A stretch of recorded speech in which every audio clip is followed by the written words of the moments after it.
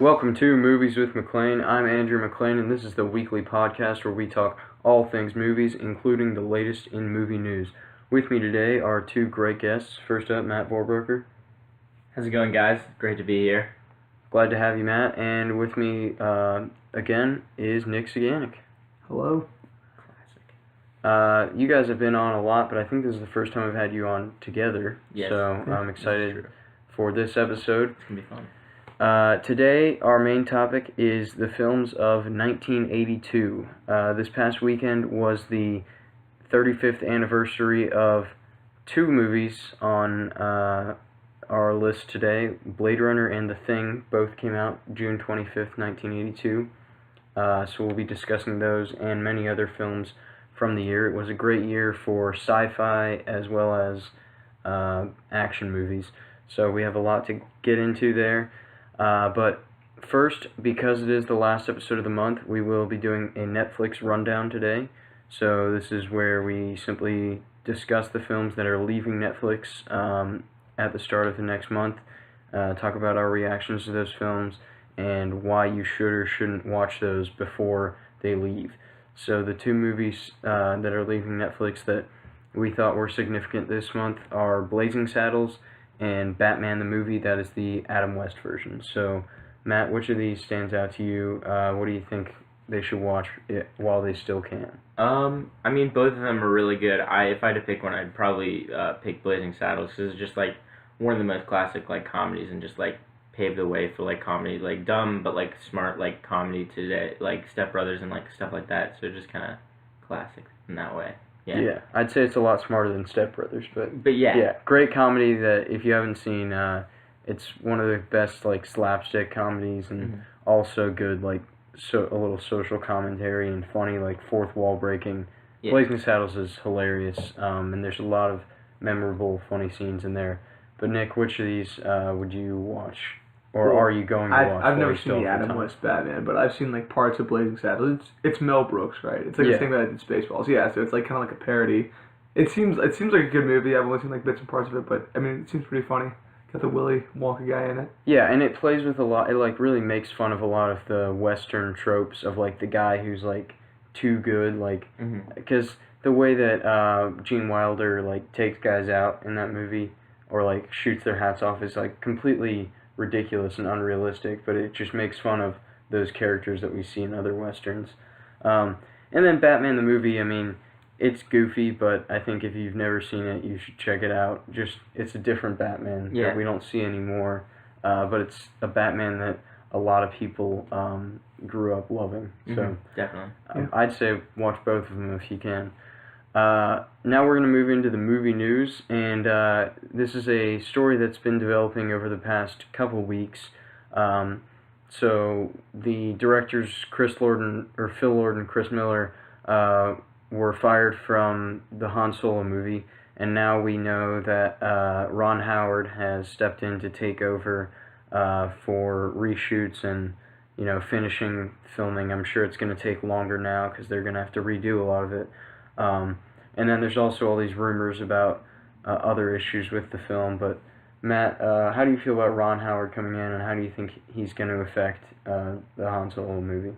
I don't know. I feel pretty confident. Like, his movies are good, and like he's a good director. But like, I'm pretty sure they just wanted a director that would like put out the script that they like Lawrence Kasdan wrote, and just like make that movie. And like, I guess the other directors from like the Lego Movie and the 22 Jump Street movies weren't doing that, because like I heard something along the lines of like that it was too much of like a Ace Ventura movie or something like that. And I heard that. I would not be too excited. I don't know. I'd rather see probably what Lawrence Kasdan has written than what was being described.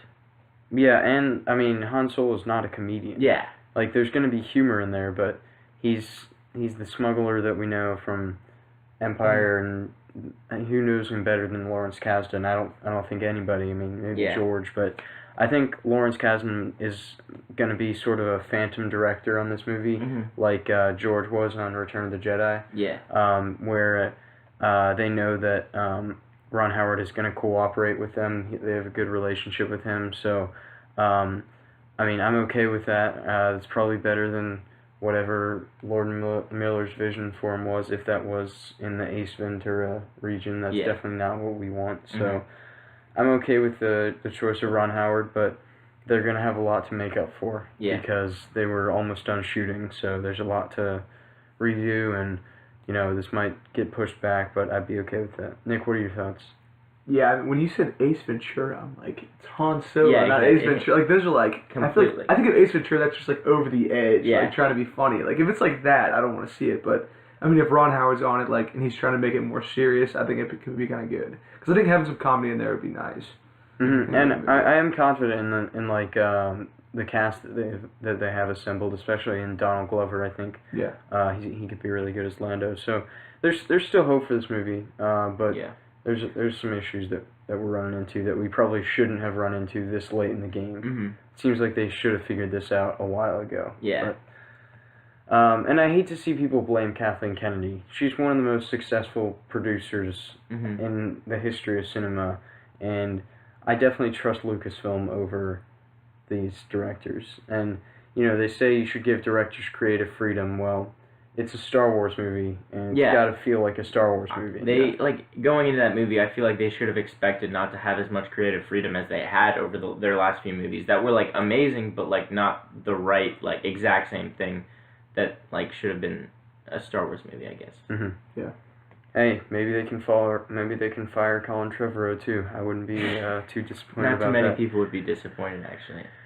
All right, that's all we have in the news today. So we're gonna move into our discussion of the best movies of 1982, and we're gonna start with the film that I brought up at the beginning of this show, and that is Blade Runner. So I have a lot to say about Blade Runner. Excited that we can finally get into it. But Matt, how about you start us off? Talk about your reaction to Blade Runner. So, like, I watched Blade Runner a while ago. Like, my dad showed it to me when I was kind of younger, so, like, probably, like 10 or 12 or around that age, I don't know. And I recently rewatched it, like, in preparation for this video, and I think it's like, still holds up. It's still really good. Like, one of my favorite sci-fi movies. I just really like the sci-fi genre, so I don't know, I just really like it. And Harrison Ford is, like, practically at his best right there. That's, like, his peak performances, one of his, like, best performances and stuff like that. I thought there was just, like, a ton of good stuff. Like, the replicant monologues were amazing, and just, like underlying messages in the movie were just, like, really deep and cool. And I just, like, think it's, like, amazing, I guess. Yeah, it's like a top 25 movie for me.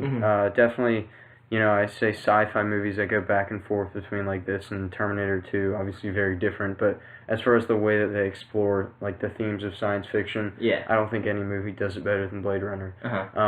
Because, you know, Deckard is, like, the protagonist, but in a way, he's sort of the antagonist, because his job is to murder these replicants, and, you know, they are, some of them, murderers, but at the same time, these are people who are given 4 years to live and are basically slaves, and so we see both perspectives of that, of Deckard just doing his job, but then also, as he gets close to Rachel, he sort of starts to understand the replicants more, and he feels remorse when he takes them out. So he's a really interesting protagonist. So, I mean, that's just a little bit about how they explore the themes of sci-fi and artificial intelligence. But, you know, from a visual effects standpoint, this movie is one of the best. I mean, for its time, this movie, like, the visual effects hold up today. We see movies try to copy the look and the atmosphere that Blade Runner had with that dystopic Los Angeles, but no movie has done that yet.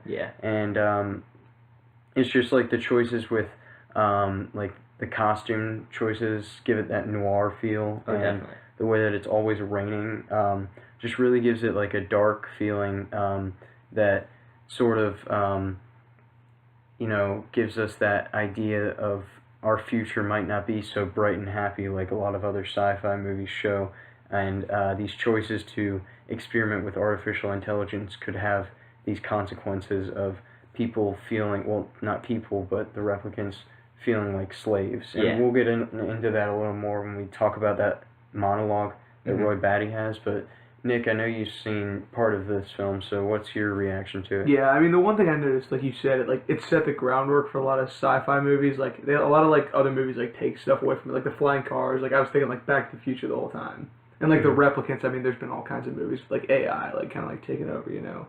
And, I mean, that's what I got from it. I really didn't get far into it. I got, like, a little under halfway of it. But it seemed like a good movie. I mean, it seemed interesting, so I definitely want to finish it. Yeah. Go ahead, Matt. So, like, you talked about this a little bit, and it's really, like, interesting about Deckard's, like, essentially arc in the movie, where, like, at the beginning of the movie, he's just, like, they're tools, they're machines, they can be used for whatever, but then, like, at the end of the machine, he just wants to spend as much time as he can, with...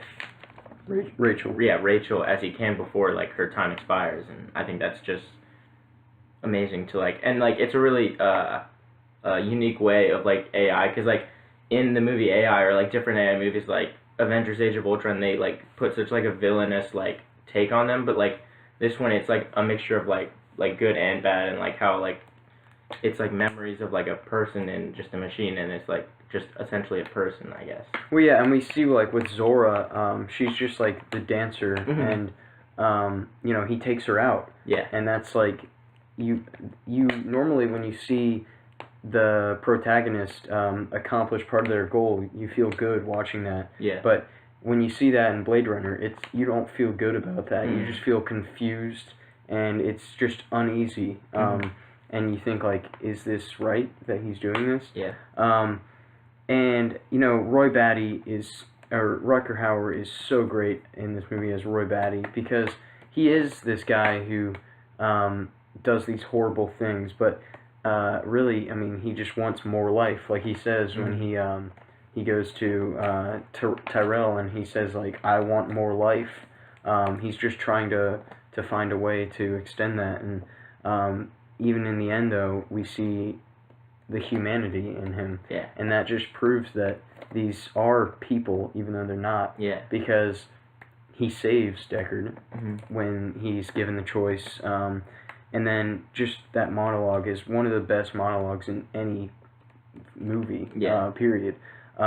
Just talking about, you know, what it is to live in fear, and saying how all those memories will be lost like teardrops in the rain, and then that great time to die. Yeah, it's just just like it's perfect. Insignificance and stuff like that. Yeah. So, what are your thoughts on Deckard? Is he a replicant, or do you not think he's a replicant? I personally don't think he is. I mean, it's probably the more unpopular, like, choice, but, like, I don't know. It's because, like, it's heavily, it's, like, ambiguous, but it's, like, heavily implied that he is. I don't know. Because, like, he's in Blade Runner 2049, and I realize, like, he's the newer breed, but, like, didn't the creator of, like, the replicants say that it would be impossible to create something that has a longer lifespan to, He said that to Batty, didn't he? Yeah. So, but I don't know. He's just saying that. Yeah.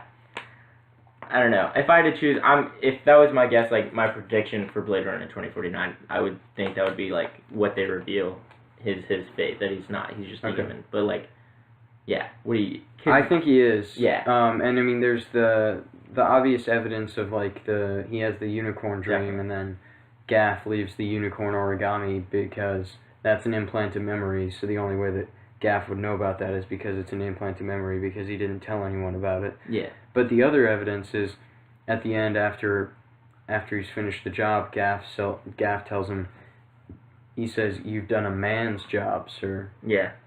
Because he isn't a man. Because the way he words that, it's like, you've done a man's job. Yeah. So, that's my opinion. And another thing, this film has so many great tense scenes. Yeah. With that very opening interview where he's asking him all these questions and we don't understand why. He's asking him about the tortoise, and then asks him about his mother. I'll tell you about my mother. Yeah. And then blows him through the window. And then also the scene where Deckard goes into the room with all the mannequins when he's looking for Pris. Towards the end, just all those like creature-like mannequins and, like, the mechanisms in there that are real people, is just so, like, creepy, and it sets this perfect tense atmosphere for that scene where he's like hunting down Pris. Mm-hmm. But what are some of your other favorite like tense scenes in there? Like, who was getting interviewed at the beginning? The replicant? Yeah, Leon, it might be. Leon, yeah, when he, like, was essentially fighting with, Deckard, like, in the street, and then, like, you're, like, you essentially think that, like, he's gonna kill Deckard, like, there, but then he gets shot in the head. I think that was really good, like, action, like, tense scene that, like, you didn't know it was gonna happen or whatever, but yeah.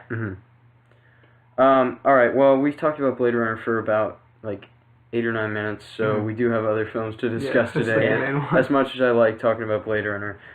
So, let's get to that other film that was released on the same day as Blade Runner, The Thing. Yeah. Matt, I've talked about The Thing on here a few times, but you haven't been here any of those times, so what is your reaction to The Thing? So before this, I had only seen, the 2011 remake, I believe. Okay. Yeah. And I really enjoyed that movie, and just, like, looking back at this movie, I think John Carpenter did an amazing job. It's, like, honestly one of my favorite horror... Like, I have to reconsider my top 10 favorite movies of all time list because of how amazing this, like, horror film... Like, just, like, the isolation, like, of, like, all of them there, and, like, just, like, some of the amazing, like, suspense work, and, like, the perfectly timed shots that, like, John Carpenter and, like, the editors made for, like, you to, like, build as much suspense as possible for, like, just, like, everything, and, like, it's, like, honestly, like, really scary. Like, if you came upon something like that could be any of your friends or, like, any of the people around you that you couldn't get away from, I think it's just, like, a really amazing idea, and then it was just, like, even better job of, like, putting it on the screen and stuff like that and editing it together and to be, like, an amazingly cohesive film. Yeah, I agree. It's probably my second favorite horror movie of all time, and I think just that scene where they're like testing everyone's blood to see like who it is. Yeah, it's such a great scene, and then when like it's such a great payoff when the Thing finally attacks. Yeah, because like there's all this tension between them of like, oh, you're the Thing, or like, how do I know you're not the Thing? And then it finally comes out, and it is such a great payoff, and great practical effects. Yeah, I think. definitely. Some of the best. It's like still holds up. Yeah. So I just love every part of that movie, and the performances of these guys who are all at each other's throats basically for the whole movie are just incredible, and also sets a great atmosphere, like in the same way that Blade Runner does. So, Nick, have you seen The Thing? I have not. I've seen like bits and parts of the new one, and like it seems like a good idea, but I guess I've never seen the old one. The old one's definitely better, right? Yeah. I haven't seen the new one. Yeah, So. I think I'd say so. Yes, but they're very they're similar. Like the same, the same plot. It's a good idea. So I definitely want to watch that. You were talking about performances, and I had watched a video where like some of the like for the dialogue scenes where like they had like it's obviously not going to reveal the like who the Thing is in that scene. Even the actors didn't know who the Thing was at that time and stuff like that. And then, like, they also, like, made the temperature, like, really low in the stages where they were shooting so that it would, like, be more realistic, like, so that you can feel uneasy and stuff like that. So, like, I think, like, it's just so amazing. I really enjoy it. That's cool. And one thing I will say, I think I said this when we talked about this in the past, but it's just that the movie will, like, with the camera shots and, like, the way that they focus on one character, they'll make you think it's one person, and then it switches on you. Exactly. And That's cool. It's like perfect how they do the reveals. Definitely. So let's move on to another horror movie. Also came out in June of 1982. And that's Poltergeist. So Nick, I'll let you talk about this one first. Yeah, I mean, I've seen this like a long time ago when I was younger, and like I just remember like the one clown scene, and that's so creepy. Like that's one of the like when I think of a clown, that's like one of the clowns I think of, and I'm just like that's creepy. And then when the house just like collapses, it's definitely like one of the OG horror movies. Like it's definitely a classic. Like just watching it now, I think it still holds up, and just like the scary like horror elements and stuff like that. And sorry, I'm blanking. And so, so yeah, I think there was like really good scenes with like just like building up tension and stuff like that. Like the very beginning of the like movie, it like opens with just like a kind of like a weird, like not weird, but like a tense, like suspenseful thing that you don't really know what's going on. It's like because it like opens that way, and you're like, this is freaking me out a little bit. And and then it just like kind of like settles down for a little bit, and then it goes back to it like for the rest of the film. But like, so it was directed by Toby Hopper, and he Hooper. did like Texas Chainsaw Massacre and like Is it Salem's Hopper? Lot. Hooper. Did I say Hopper? Sorry, Toby Hooper. And Yeah, Texas Chainsaw Massacre is like very scary. Yes, but then there was also like things that like Steven Spielberg like produced and wrote He it. wrote but, like, it. There's like a lot of rumors that he actually directed this movie or directed at least most of this movie. Oh, really? And I think it had some of the Spielberg feels, but it also had some of the other stuff from like Texas Chainsaw like Massacre and like some like the like dark comedy from like those movies and stuff like and like some of his other movies and stuff like that. I've never seen it, but like Yeah. I know like since Toby Hooper directed it, I'm sure like it's really scary. But then you say like Spielberg was sort of like a phantom director. Yeah. Which that must have been a busy month for him. It definitely was. He had another pretty big movie that month. Yeah, but, just a little film, not too big. No, but like, and it's, but like, is it like legitimately like scary? yeah. It is scary it's times, yeah. but it's not like throughout the whole movie. Like Yeah, there's it's- like It's bits and pieces. It's very much like Insidious and The Conjuring. It takes a lot of Insidious and The Conjuring take a lot of beats from this movie, Okay. I think, and those are some of my favorite horror movies. Yeah, of I love today. The Conjuring. So yeah, definitely, and it's like The Shining and like The Exorcist in that it's like a family drama first, but then like the horror elements come second. Okay. And do you know what I mean by Yeah, that? I know what you mean. Yeah. it's kind of like one of those movies like you can like if you have like a family you can like watch it with your kids. Like it's Yeah. scary, but you can like watch it with your kids. Too, Yeah. I feel like. Yeah, definitely. All right, good to know. Unlike The Shining in that way. Yeah.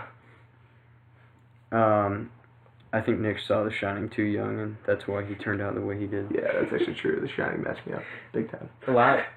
Was it the furry scene? No. The hallways. The hallways? with the blood. Yeah, Yeah. that messed me up, man. Yeah. I didn't know what to think of that. It was a little messed up. It's okay. We'll get you help. All right, and the last film from June of 1982 that we're going to discuss is a little movie that happened to break the box office all-time record, and that is E.T. So, Nick, what's your reaction to E.T.? E.T. is just one of those movies I feel like everybody's seen it. You know? Yeah. It's just like it truly is a classic. And like the one scene I always remember is like when he's like running through like the cornfields. Like that just I remember watching that movie and that like scene is just ingrained in my head. And I mean, it's a great movie. I would recommend anybody to see it if they haven't seen it. I'm a big fan.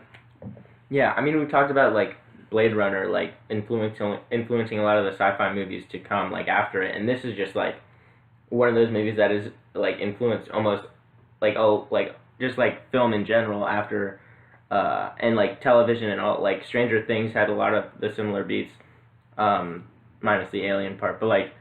Yeah, it's just like, exactly. There's not a ton to say about it other than it's just like a classic, like with great kid performances and just like something that like everyone's seen. It's just like one of the best movies of all time. And if you're like someone who like doesn't like E.T., you're just an asshole. Exactly. Yeah. It's one of those movies, yeah. It's like, oh, I hate E.T. It's like, oh, fuck you. Like, Yeah. Yeah. That's how it is. I mean, like, Spielberg's my favorite director, and so E.T.'s like probably like my seventh favorite Spielberg movie, but like it's still incredible. Yeah, And exactly. It speaks to how good of a director he is. And, Exactly. And I mean, I think I don't know if he got better since then, but like he's had so many great like films throughout many different decades. Definitely. And like you said, this is such an influential film that I think a lot of filmmakers, like young filmmakers, were inspired by, and we probably got a lot of good films because of E.T. that we wouldn't have gotten without E.T. And I think Magnus said something like the last time we talked about this, how like that's really impressive that they make you love that creature because like he's pretty ugly. Yeah, he's like, that's true. It's They portray him well. Yeah.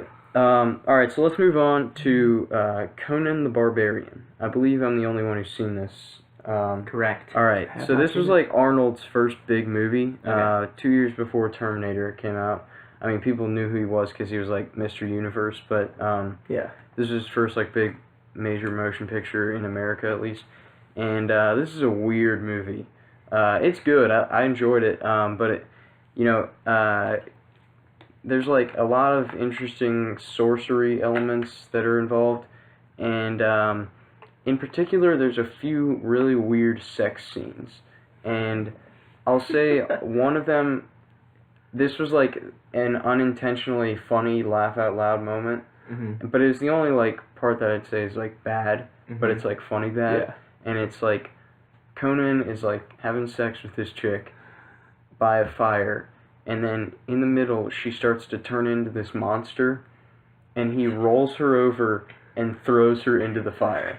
And that's not like a big spoiler or anything. That's like early in the movie. See, that's the only part you it's thought that real was funny. like real like cheesy kind Yeah. of. Oh But, like, well, I mean the whole movie's cheesy, but like it's like it's like they're the only they're real going bad part. Yeah. they're aiming for it to be that way. Exactly. Like you like it's a goofy film, but you understand that it's goofy and Yeah. like that's what they're going for. And it is like an exciting hero's journey. Yeah. There's a lot of cool stuff in there, and I mean some of the action you can tell like it's not like it's choreographed.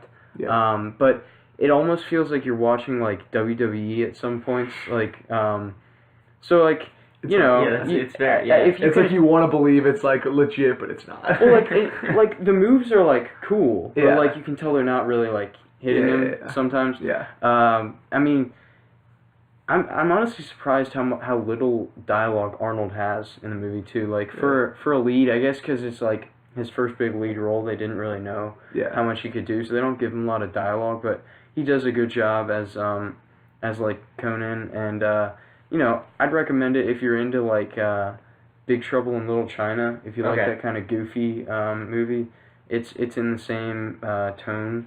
But overall, I really enjoyed it. James Earl Jones is the villain. He's pretty good, so it's good. I enjoyed it. Really weird, but Yeah. it's a wild movie. Like, Good I think time. the newer one with Jason Momoa, I think that was a problem with that. I didn't see it, but I think, like, I heard people, like, I think it took itself too seriously, is what I heard, so. Yeah, I think it has to be kind of funny, almost. Like, cheesy. It's got a really good score. Too. Really? Yeah. Hmm. All right, let's move on to Rocky 3. Okay. Nick, how would you start us off? Yeah, I mean, it's definitely one of my favorite Rockies. Probably Rocky 1, Rocky 3. But I love Mr. T in this movie. I mean, you can't not love him. I mean, I kind of like how Rocky kind of gets beat at first, Yeah. and he comes back and like, I mean, it's good because it's like he's always been like the man. Well, I mean, he wasn't the man, then he was the man, and Yeah. just kind of like brings us back down to earth. You know, like Exactly. Yeah. it's good to see that. Yeah. Yeah, Mr. T, it's just like, I think it's like the second cheesiest, like, in terms of, like, just, like, how funny and, like, how just, like, absurd, but also, like, great it is. Enjoyable. Yeah, You just exactly. like you like it. Yeah. Because, like, I mean, number 4 is, I think, number 1 because it's just, like, Mm-hmm. America. And both Fuck of those are yeah. like, and both of those are like the defining like 80s. Yeah, movies. definitely. Yeah, And exactly. just the feeling of like Americans in the 80s. Yeah, exactly. It's like, oh, we gotta get back up there. We gotta do it. We lost, but now we're gonna win. It's just like super like I don't know, like a kid could follow the plot, but it's also just like just everyone loves it. Like it's not like a bad movie at Yeah. all. Like You just want to keep watching exactly. it. And it furthered like the montages like with Eye of the Tiger. Oh, yeah. Yeah. Definitely. Yeah. And then you got Hulk Hogan in the beginning Mm-hmm. too, who's like equally as ridiculous. Yeah. But yeah. Definitely. And Stallone wrote and directed, I believe, Rocky 3. He just wrote the original and then directed like a lot of the sequels too. So did you guys have anything else on that? Not really. All right. The last movie we're going to discuss today is another Stallone film, one that he also wrote and starred in, and that is First Blood. So the first Rambo movie. So Matt, have you seen? I have not seen Okay. First Blood. I'll start off then on this one. I just watched this for this podcast, and I was very impressed. Like, I was surprised how good of a movie this is. It's not just like a dumb like summer blockbuster action movie. Yeah. There's like a lot of really interesting themes in this movie, and what I was most impressed with is like you believe this movie could have actually happened. And it's like the most realistic action movie I think I've ever seen. Not only with like all of the actual action that's believable, but just the conflict is set up so well that you believe that those like asshole cops in that town would have that negative attitude towards a Vietnam vet Yeah. because of the general opinion of or the opinion that some had of Vietnam veterans returning home and the struggles that they had in the years after the war. So what are your thoughts on that, Nick? Yeah, I mean, I've just seen bits and parts of it, but like you said, with like Blade Runner, it's like one of those movies, like for action movies, it's like set like the stage, and like a bunch of like action movies take from this movie, and like it's so iconic. Like everybody knows Rambo, you know. Like you don't like. I feel like people hear First Blood and they don't even know that's Rambo, you know. Like they just think Rambo, it's that dude in the woods, it's like shooting people. Like I don't know, it's just an iconic movie, and I want to watch the whole thing all through. If you said it's like actually like a genuinely good movie. Yeah. Not just an action movie. No, it is. Like, he has a really good, like, monologue at the end about, like, all the struggles of, like, coming home from the war and just being treated like shit the minute he got home because, like, people here didn't support the Vietnam War, and that attitude was taken negatively against the veterans returning home, even though he was just there doing his job. And then there's even more, you know, struggles when he's talking to his colonel when they like bring him in and he's like talking over the radio to him, and he's saying like, you know, all the guys from their squad are gone, he's the only one left. So he feels alone, and he just comes into this town, and like basically the premise is like these cops like arrest him for no reason, like vagrancy they say, because they don't want him there basically, and like are brutal with him, and he like breaks out, and then it's a manhunt, but really he's hunting them. And I think they say a quote like that at one time, like, we're not hunting him, he's hunting us. Which is a great line. So Rambo, or First Blood, is a excellent film and a great action movie. And there's really, like I said, not a lot in there that's like you don't believe could happen. And the ending too, like, I won't spoil it, but it's fitting. Like, it's not like anything, it's not like, it doesn't go for that big ending like a lot of action movies do. It feels like the ending is realistic. Yeah. That's nice. It's like the Rambo movies I've like been meaning to get into. I just haven't had the time because there are like so many other films that I've had to watch like that were like I guess above it on the list of like must-watch movies or whatever. But like it's been like my grandpa was a Vietnam War vet, so like his sons, my uncles, like they love those movies and they would always talk about them and stuff like that. They were like whenever they come over, they would talk about movies and stuff like that. I feel like these movies would always come up. And I've seen parts of like the newer ones with like when Stallone is like kind of old, but they're still like really good. Like I think that like these are like probably, I don't know, I think these are pretty good. These are good movies that I would want to get into, but I haven't yet. And he cares a lot about like the Rambo movies and the Rocky movies, with like him being a writer and producer on a lot of these. And I think he even directed the new Rambo. Was it just called Rambo? Because I'm pretty sure that's the one that I've seen parts of. Yeah, I really like parts of that movie. Yep, so 1982 was a big year for Stallone and a big year for sci-fi. And, you know, 35 years later, a lot of these movies still hold up. So I want to thank everyone for joining us today. And thank you very much to Nick and Matt for coming out. Definitely. Thanks for having us. Yeah, seriously. Always glad to have you guys. So anyone, if you have any ideas for us to discuss stuff in the future, please let me know, because as of right now, I don't even know what we're talking about next week, but I'll come up with something, or you can leave a comment and let us know what you'd like us to discuss. Baby Driver's really good. Yeah, we might do a little review, but thanks for bringing that up, Matt, because Baby Driver came out last night, actually, so be sure to see Baby Driver. The reviews are very good for that. So, thanks for watching. We will be back next week.